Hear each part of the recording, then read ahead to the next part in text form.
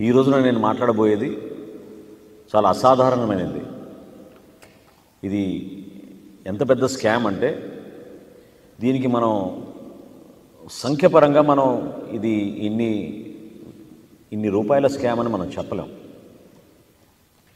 ఎందుకంటే ప్రజల జీవితాలతో ముడిపడి ఉన్న అంశం. చేతగానితనం వలన, పిచ్చి ఆలోచనల వలన, వీళ్ళు తీసుకునే నిర్ణయాల వలన ఈరోజు మన రాష్ట్రంలో 85,353 విద్యార్థుల భవిష్యత్తు ఈ రాష్ట్ర ప్రభుత్వం అంధకారంలో నెట్టే విధంగా వ్యవహరించింది. ఈ 85,353 విద్యార్థులు పేద బలహీన వర్గాల, బడుగు వర్గాల నుంచి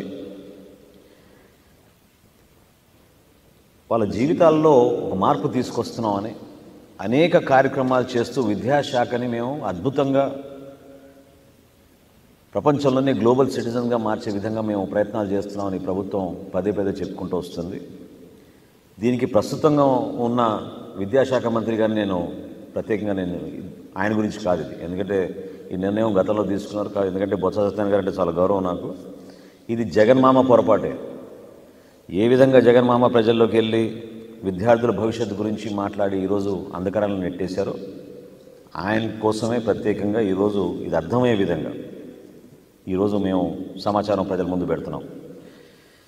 ప్రభుత్వ పాఠశాలలో పూర్తిగా ఇంగ్లీష్ మీడియం తీసుకొస్తాం అని చెప్పిన వ్యక్తులు ఎప్పుడైతే కోర్టు ఇది రాజ్యాంగానికి విరుద్ధం, చట్ట విరుద్ధం అని చెప్పిందో ఏదో మార్గంలో ఆ మార్పు తీసుకొద్దామని బలవంతంగా సిబిఎస్ఈ సిలబస్ తీసుకొస్తున్నామని 2021 ఫిబ్రవరిలో ముఖ్యమంత్రి కార్యాలయం స్టేట్మెంట్ ఇచ్చింది. రాష్ట్రంలో ఉన్న 44,639 పాఠశాలలు సిబిఎస్ఈ సిలబస్ తీసుకొస్తున్నామని ఫిబ్రవరి 2021లో ముఖ్యమంత్రి కార్యాలయం స్టేట్మెంట్ ఇచ్చింది. అందులో మొదటి విడతలో 1వ తరగతి నుంచి 7వ తరగతి వరకు విద్యార్థులకు 2021 సంవత్సరం నుంచి మేము సిలబస్ ప్రారంభిస్తున్నామని, 2024 సంవత్సరం కల్లా 1వ తరగతి నుంచి 10వ తరగతి వరకు అందరికీ సిబిఎస్ఈ సిలబస్ వర్తించేటట్టు మేము ఒక ప్రక్రియ చేపట్టామని చాలా గొప్పగా వీళ్ళు చెప్పుకున్నారు. కానీ జగన్మోహన్ రెడ్డి గారి ప్రభుత్వం, ఆయన ప్రత్యేకంగా ఆయన విభాగం అన్నీ ఆయనే చూస్తున్నారు కాబట్టి వాళ్ళ చేతగానితనం వలన కేవలం 1000 పాఠశాలలకే వీరు అఫిలియేషన్ తీసుకొచ్చారు. ఆ 1000 పాఠశాలకి అఫిలియేషన్ కూడా కేంద్ర ప్రభుత్వం పెద్ద మనసుతోటి వీళ్ళు వెచ్చించాల్సిన ఆ రుసుము కూడా వాళ్ళు మాఫీ చేసి రాష్ట్రంలో 1000 పాఠశాలకి సిబిఎస్ఈ అఫిలియేషన్ వచ్చేటట్టు ఒక ప్రయత్నం జరిగినప్పుడు దాన్ని అంగీకరించారు.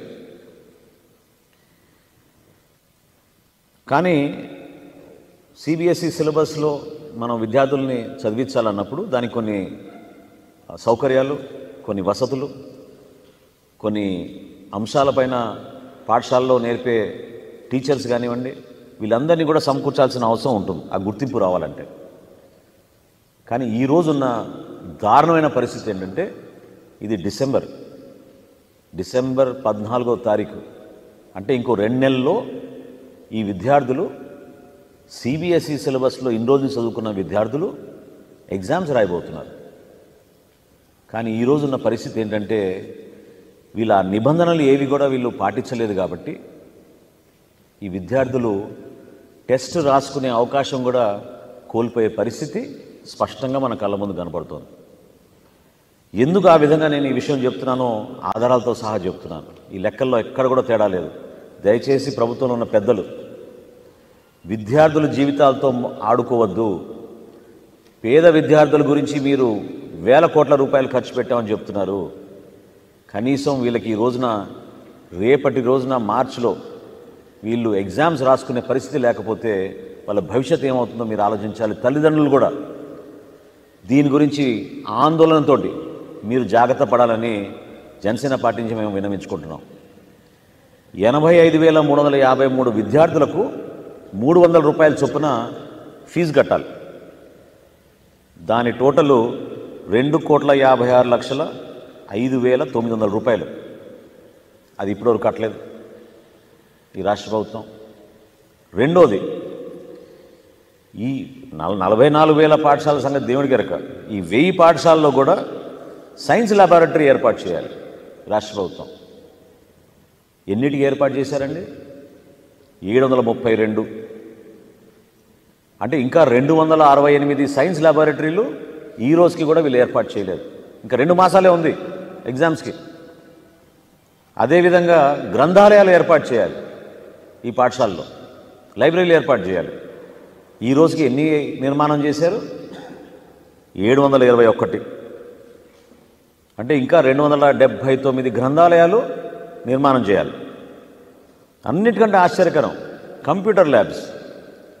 ఈ 1000 పాఠశాలలో ఎన్ని కంప్యూటర్ ల్యాబ్లు ఏర్పాటు చేశారంటే కేవలం 454.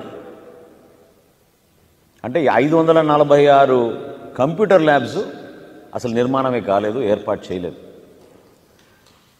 ఎన్ని కంప్యూటర్స్ దీన్ని సమకూర్చాలి? ఇది ఇంకా ఆశ్చర్యపోతారు. ఇది నిబంధన, సిబిఎస్ఈ నిబంధన. ఇది 40,000 కంప్యూటర్స్ ఏర్పాటు చేయాలి ఈ 1000 పాఠశాలలో. ఈ రాష్ట్ర ప్రభుత్వం ఎన్ని చేసిందండి? 12,214 కంప్యూటర్లు ఈ రోజుకి. అంటే 27,786 కంప్యూటర్లు ఇంకా కొనుగోలు చేసి సరఫరా చేయాలి ఈ పాఠశాలలో. ఎంత దారుణమో చూడండి. ఇంకా ఆశ్చర్యకరం, ఈ చిన్న బిడ్డల అసెస్మెంట్ సెమిస్టర్ ఎగ్జామ్స్ కోసం 2 ప్రింటర్లు 2 స్కానర్లు ప్రతి ల్యాబ్లో ఉండాలి. ఎక్కడ కూడా చేయలేదు ఇప్పటి వరకు. ఇంకెట్లా రాస్తారు వీళ్ళు పరీక్షలు? డిసెంబర్ 15 వచ్చేసింది ఈ రోజున. ఎట్లా వీళ్ళు పరీక్షలు రాయగలుగుతారు? కనీసం కంప్యూటర్ టీచర్లు వీళ్ళు పోస్టులు శాంక్షన్ చేయలేదు. కేవలం 489 కంప్యూటర్ టీచర్ పోస్టులు శాంక్షన్ చేశారు ఈ కంప్యూటర్ ల్యాబుల కోసం. 511 పోస్టులు ఇంకా ఖాళీగా ఉన్నాయి, అసలు నోటిఫై చేయలేదు, శాంక్షన్ చేయలేదు. ప్రతి సిబిఎస్ఈ సిలబస్ పాఠశాలలో ఒక కౌన్సిలర్ ఉండాలి, స్టూడెంట్ కౌన్సిలర్. ఎంతమంది పెట్టారండి వీళ్ళు? 0, 0. ఇప్పటివరకు ఒక్క కౌన్సిలర్ని ఏర్పాటు చేయలేదు ఈ పాఠశాలలో. వొకేషనల్ ట్రైనర్స్ అంటే సబ్జెక్ట్ వారీగా టీచర్స్ని ఏర్పాటు చేస్తారు, వొకేషనల్ టీచర్స్ ట్రైనర్స్ అంటారు. 533 ఈ రోజు వరకు వాళ్ళు చేసింది. అంటే ఇంకా 467 ఖాళీలు ఉన్నాయి ఇంకా. అసలు ఈ నామ్స్ మీరు, ఈ నిబంధనలను మీరు మీట్ కాకపోతే ఈ బిడ్డల భవిష్యత్తు ఏంటి? వాళ్ళు సిబిఎస్ఈ రాయాలా పరీక్ష?